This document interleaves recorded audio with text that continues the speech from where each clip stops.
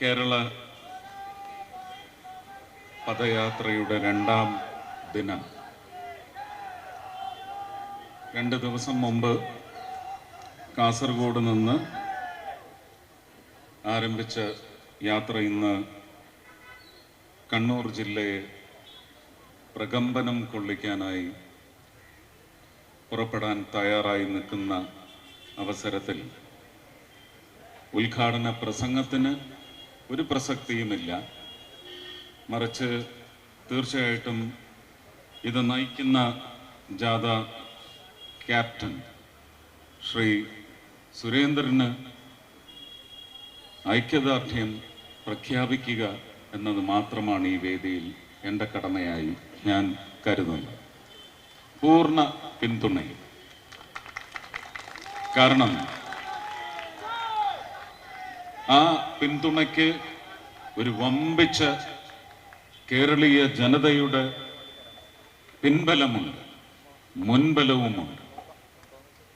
നമ്മൾ ഒരുപാട് യാത്രകൾ, രാഷ്ട്രീയപരമായ യാത്രകൾ, പ്രത്യേകിച്ച് ഭരിച്ചുകൊണ്ടിരിക്കുന്നവരെ തള്ളിയിടാൻ, ഉന്തിത്തള്ളി ഓടിക്കാൻ, നശിപ്പിക്കാൻ, വരുന്ന തിരഞ്ഞെടുപ്പുകളിലൊക്കെ തിരോധാനം എന്ന് പറയുന്ന ഉന്നം വെച്ച് ഒരുപാട് യാത്രകൾ നമ്മൾ നടത്തിയിട്ടുണ്ട്. അന്നൊക്കെയും പാവം ജനത ഇത് കണ്ടു, കാണാതെ ഇരുന്നു, കേൾക്കാതെ ഇരുന്നു.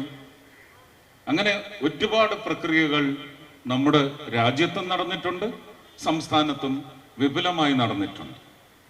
ഇന്ന് പക്ഷേ ഈ കേരള പദയാത്ര നടക്കുമ്പോൾ നമ്മളല്ല, ഈ പദയാത്രയെ ഭയക്കുന്ന ഒരു വിഭാഗമുണ്ട്. ഒരു അധമ രാഷ്ട്രീയ വിഭാഗം, ഒരു അഴിമതി രാഷ്ട്രീയ ഭരണ വിഭാഗം. അവർ ശരിക്കും ഈ പദയാത്രയെ ഭയക്കുമ്പോൾ അവർ ഭയക്കുന്നത് ശ്രീ സുരേന്ദ്രനെയോ ഭാരതീയ ജനതാ പാർട്ടിയെയോ അല്ലെങ്കിൽ NDA സഖ്യത്തെയോ അല്ല. എന്നാൽ NDA സഖ്യത്തിന്റെ പേരിൽ സുരേന്ദ്രൻ നടത്തുന്ന ഈ പദയാത്രയ്ക്ക് വമ്പിച്ച ജനപിന്തുണയുണ്ട്. ജനങ്ങൾ കാത്തിരിക്കുന്നു ഈ യാത്രയ്ക്ക് വേണ്ടി. തിരുവനന്തപുരം വരെ മാത്രമല്ല, അങ്ങ് കശ്മീർ വരെ കാത്തിരിക്കുന്നു എന്നുള്ള കാര്യം അവർ ഘനത്തിൽ മനസ്സിലാക്കിയിരിക്കുന്നു. ഈ യാത്ര തുടങ്ങിയത്, ഞാൻ മനസ്സിലാക്കുന്നത്, ഞാൻ ആഗ്രഹിക്കുന്നത്, എൻ്റെ ഇച്ഛ, ഇതൊരു പ്രാർത്ഥനയായിട്ടാണ് ഈ പദയാത്ര തുടങ്ങിയിരിക്കുന്നത്. ഈ യാത്രയിൽ ഒരു വാഗ്ദാനം ജനങ്ങൾ കാത്തിരിക്കുന്നു. ഈ യാത്രയുടെ ഒടുവിൽ ഒരു വമ്പിച്ച പ്രതീക്ഷ അവർ കാത്തു സൂക്ഷിച്ചു വച്ചിരിക്കുന്നു. ഇതെല്ലാം നിറവേറ്റുന്ന ഒരു മോദി പദയാത്രയാണ് കേരള പദയാത്ര എന്ന് എടുത്തെടുത്ത് പറയേണ്ടി വരും. അത് കേട്ട് കുറച്ച് വിറവൽ ഈ വർഗത്തിന് മുഴുവൻ വേണ്ടി വരും. അത് തീർച്ചയായിട്ടും സംഭവിക്കും. അധമ രാഷ്ട്രീയ ഭരണം എന്ന് പറഞ്ഞ് ഞാൻ അവസാനിപ്പിക്കുകയാണ്. ഒരാരോപണവുമില്ല. എനിക്ക് മുമ്പ് സംസാരിച്ച ശ്രീ സുരേന്ദ്രനായാലും ഈ ചടങ്ങിന്റെ അധ്യക്ഷ പദവി അലങ്കരിക്കുന്ന ശ്രീ രഘുനാഥ് ആയാലും അവരെല്ലാം ഉന്നയിച്ച ആരോപണങ്ങൾ എന്ന് പറയുന്നത് കേരളത്തിലെ ജനങ്ങൾ ആരോപണ കൂരമ്പുകളായി എയ്തുകൊണ്ടേയിരിക്കുകയാണ്. നമ്മൾ മലയാളത്തിൽ ഒരുപാട് മീമുകൾ വരും അല്ലേ? ഇതൊന്നും കേട്ട പെറ്റ തള്ള സഹിക്കില്ല എന്ന്. ഞാൻ പറയുന്നു, ഇതൊന്നും കേട്ടാൽ പെറ്റ തള്ളയുടെ തള്ള സഹിക്കില്ല എന്ന് പറയുന്ന അവസ്ഥ ഇന്ന് കേരളത്തിലെ ഭരണരാജാക്കന്മാർക്കുണ്ട്. അവർ സുഖിക്കട്ടെ. കഴിഞ്ഞ 2-3 ദിവസങ്ങൾക്ക് മുമ്പ്, അതിനു മുമ്പും പല ദിവസങ്ങളിലായിട്ട് കേരളത്തിന്റെ പ്രഥമ പൗരന് തെരുവിൽ വണ്ടിയിലോ നടന്നോ ഒന്ന് പെരുമാറാൻ കഴിയില്ല എന്ന് പറയുന്ന ഒരു അവസ്ഥയിലേക്ക് കേരളത്തിലെ അധമ ഭരണം എത്തിയിട്ടുണ്ടെങ്കിൽ പിന്നെ ജനങ്ങളുടെ കാര്യം പ്രത്യേകിച്ച് പറയേണ്ട വല്ല ആവശ്യവുമുണ്ടോ? ഒരു കേസെടുപ്പ് സർക്കാരായിട്ട് ആരെന്ത് പറഞ്ഞാലും കേസെടുക്കുക, ആരെന്തെങ്കിലും പറയുമെന്ന് ഗണിച്ച് കേസെടുക്കുക, ഒതുക്കുക. അതിപ്പോ കോൺഗ്രസ്സുകാരെയും മാറ്റി നിർത്താനൊക്കത്തില്ല. കോൺഗ്രസിലെ പല തലയ്ക്ക് വെളിവുള്ള നേതാക്കന്മാർക്ക് നേരെയും അവർ കേസെടുക്കുന്നുണ്ട്. അവരൊക്കെ കോൺഗ്രസ് പാർട്ടിയിൽപ്പെട്ടവർ എന്ന് മാത്രമേ ഞാൻ പറയൂ. പക്ഷേ നമ്മുടെ രാജ്യത്തിന് വേണ്ടിയും നമ്മുടെ സംസ്ഥാനത്തിന് വേണ്ടിയും സംസ്ഥാനത്തെ ജനങ്ങൾക്ക് വേണ്ടിയും ഒരുപക്ഷെ ഹൃദയം കൊണ്ട് പെരുമാറുന്ന കോൺഗ്രസ്സുകാരായിട്ട് കൈവെള്ളയിൽ എണ്ണാവുന്ന അത്രയും നേതാക്കന്മാർ കേരളത്തിലെ ഈ കോൺഗ്രസ് പാർട്ടിയിലുണ്ട്. അവരൊന്നും മാനസികമായിട്ട് എനിക്ക് തോന്നുന്നില്ല അവിടെ അധികം കാലം നിലനിൽക്കുമെന്ന്. ഇവിടെ ശ്രീ AP അബ്ദുള്ളക്കുട്ടി സാഹിബ് പറഞ്ഞു, ബീഹാറിൽ നിന്ന് അടർന്ന് വന്നത്, അടർത്തിയെടുത്തതല്ല. ഇനി അതിനങ്ങനെയുള്ള പുതിയ നറേറ്റീവുകൾ പലതും വരും. അതൊന്നും നിങ്ങൾ വിശ്വസിക്കണ്ട എന്ന് ഞാൻ പറഞ്ഞാലും വിശ്വസിച്ചാലും തരക്കേടില്ല എന്ന് ഇപ്പൊ പറയാൻ സാധിക്കും. ഈ നിശ്ചയങ്ങളൊക്കെ എന്തുകൊണ്ട് വന്നു എന്ന് പറയുന്ന കോൺഗ്രസിന്റെ ഒരു നാഷണൽ ട്രാക്ക് റെക്കോർഡ് നമ്മൾ പരിശോധിച്ചുകൊണ്ടേയിരിക്കണം. എന്തുകൊണ്ട് ഈ മൂല്യ ശോഷണം അവർക്ക് സംഭവിച്ചു? മഹാരാഷ്ട്രയിലും പോയി എല്ലാ ജനാധിപത്യ മര്യാദകളും തച്ചുടച്ചുകൊണ്ടാണ് താക്കറെ കുടുംബത്തിന്റെ നേതൃത്വത്തിൽ കഴിഞ്ഞ മാൻഡേറ്റ് ജനങ്ങൾ നൽകുന്നതിനെ ചോദ്യം ചെയ്തുകൊണ്ടൊരു സർക്കാർ വന്നത്. ഇവിടെ വെച്ച് അബ്ദുള്ളക്കുട്ടി സാഹിബ് പറഞ്ഞത് ബീഹാറിന്റെ കാര്യമാണെങ്കിൽ ഞാൻ ഇവിടെ നിന്ന് പ്രവചിക്കുന്നു, നാളെ അച്ഛനെ തള്ളി പറഞ്ഞുകൊണ്ട് ഉദ്ധവ് താക്കറെ BJPക്കൊപ്പം NDA സഖ്യത്തിൽ വന്നാലും നമ്മൾ അതിശയിക്കേണ്ടതില്ല. അതാ കോൺഗ്രസ് പാർട്ടിയുടെ നേതൃത്വത്തിന്റെ ശോഷണത്തിന്റെ ലക്ഷണമാണ്. അവർ ക്ഷയിച്ചുകൊണ്ടേയിരിക്കുന്നു. അപ്പൊ എന്തുകൊണ്ടും കഴിഞ്ഞ 10 കൊല്ലം അല്ലെങ്കിൽ 9.25 വർഷം കൊണ്ട് ഒരു സ്റ്റേറ്റ്സ്മാൻ, ഒരു വിശ്വ പൗരൻ, ഇവിടെ എല്ലാരും കൂടെ എഴുന്നള്ളിക്കുന്ന ആ വിശ്വ പൗരനല്ല, യഥാർത്ഥ വിശ്വ പൗരൻ ശ്രീ നരേന്ദ്ര ദാമോദർ ദാസ് മോദി ഭാരതത്തിലൂടെ ലോകത്തിന് വേണ്ടി എന്ത് സംഭാവന ചെയ്തു എന്ന് പറയുന്ന കണക്കെടുപ്പാണ് ഇപ്പം നടന്നുകൊണ്ടിരിക്കുന്നത്. ലോക നേതാക്കൾ മുഴുവൻ അംഗീകരിച്ച സബ്കാ സാത്ത്, സബ്കാ വിശ്വാസ്, സബ്കാ പ്രയാസ്.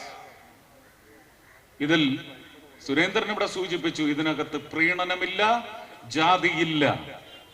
യൂണിഫോം സിവിൽ കോഡിന് വേണ്ടി നിലകൊള്ളുന്ന ഒരു സർക്കാരാണ്. അത് അടുത്ത ഇലക്ഷൻ മാനിഫെസ്റ്റോയിൽ വാഗ്ദാനമായിട്ട് വരുമെങ്കിൽ, അത് നടപ്പിലാക്കി എടുക്കുമെങ്കിൽ പിന്നെ എവിടെയാണ് ജാതിക്ക് സ്ഥാനം? നമ്മളെല്ലാം ആഗ്രഹിക്കുന്നതും അതല്ലേ? അത് സംഭവിച്ചിരിക്കും. മറ്റേ കേരളയിൽ വരും കേട്ടോ എന്ന് പറഞ്ഞതുപോലെ അല്ല, വന്നിരിക്കും.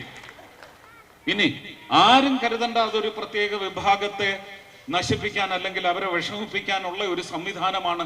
ഏറ്റവും കൂടുതൽ ബെനിഫിഷ്യറി ആകാൻ പോകുന്നത് ആ വിഭാഗം തന്നെയാണ് എന്ന് ഉറപ്പിച്ച് ഞാൻ ഈ വേദിയിൽ നിന്നുകൊണ്ട് പറയും, കണ്ണൂരിന്റെ മണ്ണിൽ നിന്നുകൊണ്ട് പറയും.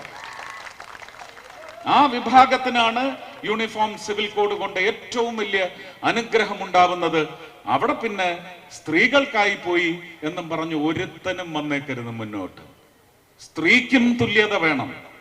ആ സ്ത്രീയുടെ തുല്യതയ്ക്ക് എത്രയോ വർഷങ്ങളായിട്ട്, എത്രയോ പതിറ്റാണ്ടുകളായിട്ട് സ്ത്രീ സമത്വത്തിന് വേണ്ടി 33.5% എന്ന് പറഞ്ഞ് വെറും ലിപ് സർവീസ് എന്ന് ആംഗ്ലേയത്തിൽ പറയും, ചുണ്ടനക്കി പറഞ്ഞുകൊണ്ടിരുന്നതല്ലാതെ ഹൃദയം അനങ്ങിയില്ല, ഹൃദയം പ്രവർത്തിച്ചില്ല. ആ പ്രവർത്തനം അത് പ്രാവർത്തികമാക്കാൻ ഒരു നരേന്ദ്രമോദി വന്നിട്ടുണ്ടെങ്കിൽ തീർച്ചയായിട്ടും സ്ത്രീ സമത്വം എന്ന് പറയുന്നത് അടുത്ത 10 വർഷത്തിനുള്ളിൽ. എന്തുകൊണ്ട് 10 വർഷം എന്നാണ് ഇപ്പൊ ചോദ്യം. കാനേഷുമാരി കൃത്യമായി നടത്തണം. ഓരോ മണ്ഡലത്തിലെയും കണക്കെടുപ്പ് കൃത്യമായി നടക്കണം. സംവരണം ഏതൊക്കെ മണ്ഡലങ്ങളിലെന്ന് ഇലക്ഷൻ കമ്മീഷന് നിശ്ചയിക്കാൻ സാധിക്കണം. അതിനെടുക്കുന്ന സമയമാണ് ഇത്. 10 വർഷം മുമ്പ് അധികാരം കൈവടിഞ്ഞു പോകും എന്ന് കരുതിയെങ്കിലും കോൺഗ്രസ് അന്ന് ചെയ്തിരുന്നെങ്കിൽ 2024 ഈ 33.5% എന്ന് പറയുന്നത് നടപ്പിലായി നമുക്ക് കണ്ട് ആസ്വദിക്കാൻ സാധിച്ചേനെ. അതിന്റെ എല്ലാ ബെനിഫിറ്റ്സും നമുക്ക് നുകർന്നെടുക്കാൻ സാധിച്ചേനെ. അപ്പൊ വിവിധങ്ങളായ വികസനത്തിന്റെ കാര്യത്തിൽ മാത്രമല്ല, മാനുഷികതയുടെ കാര്യത്തിൽ, കർഷകർക്ക് എത്ര 1000 കോടിയാണ് കേരളത്തിൽ മാത്രം, എൻ്റെ ഓർമ്മ ശരിയാണെങ്കിൽ ഏതാണ്ട് 37,000 കോടിയാണ് കേരളത്തിൽ മാത്രം കർഷകർക്ക് ഡയറക്റ്റ് ബെനിഫിറ്റ് ട്രാൻസ്ഫറിലൂടെ എത്തിച്ചു കൊടുത്തിരിക്കുന്നത്. ഇങ്ങനൊരു സംവിധാനം നിങ്ങൾ 2017 മുമ്പ് കേട്ടിട്ടുണ്ടോ? DBT.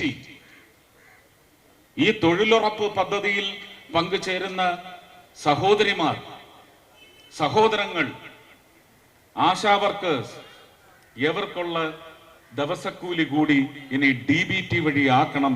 ഇല്ലെങ്കിൽ ലോക്കൽ നേതാക്കന്മാരും മുഴുവൻ അതിനകത്തുനിന്ന് പങ്കുപറ്റുന്ന ഒരു വൃത്തികെട്ട സംസ്കാരം കേരളത്തിലുണ്ട്, കേരളത്തിൽ മാത്രമേ ഉള്ളൂ. എന്തുകൊണ്ടാണ് തൊഴിലുറപ്പ് പദ്ധതിക്ക് വരേണ്ട വിഹിതം കൃത്യമായിട്ട് എത്താത്തത് എന്ന് ചോദിച്ചതിന് വളരെ വ്യക്തമായ മറുപടി കൊടുത്തിട്ട് ഇന്ന് വരെ അതിനുള്ള പെർഫെക്റ്റ് ഓഡിറ്റ് ഈ സംസ്ഥാനത്തിന് നൽകാൻ സാധിച്ചിട്ടില്ല. കണക്ക് വേണ്ടേ? കണക്ക് എവിടെയെന്ന് നമുക്ക് ശ്രീ പിണറായി വിജയനോട് ചോദിക്കാൻ നല്ല സുഖമാണ്. ആ ചോദ്യം ഈ പന്ത് തട്ടിവിടുന്നത് പോലെ അങ്ങ് പാസ് ചെയ്ത് മോദിയുടെ നെറ്റിക്കോട്ട് തട്ടിക്കൊടുക്കാമെന്ന് വിചാരിച്ചാൽ അതിന് നിൽക്കുന്ന ഓട്ടച്ചങ്കോ പരട്ടച്ചങ്കോ അല്ല നരേന്ദ്രമോദിയുടേത് എന്ന് ലോകം മനസ്സിലാക്കിയിട്ടുണ്ട്. അത് ശ്രീ പിണറായി വിജയനും അദ്ദേഹത്തിന്റെ അണികളും മനസ്സിലാക്കുന്നത് വളരെ നല്ലതായിരിക്കും. അപ്പോ ഈ യാത്രയുടെ മഹത്വത്തിലേക്ക് തന്നെയാണ് ഞാൻ വരുന്നത്. തിരുവനന്തപുരത്ത് ഈ യാത്രയുടെ പരിസമാപ്തി കുറിക്കപ്പെടുമ്പോൾ ഈ അധമ ഭരണത്തിന് മേൽ ഇടുത്തി വീഴണ എന്നുള്ള പ്രാർത്ഥനയോടെ ഞാൻ ഈ പദയാത്ര കണ്ണൂരിൽ ഉദ്ഘാടനം ചെയ്തതായി അറിയിക്കുന്നു. എല്ലാവർക്കും എൻ്റെ സ്നേഹം, നന്ദി, നമസ്കാരം.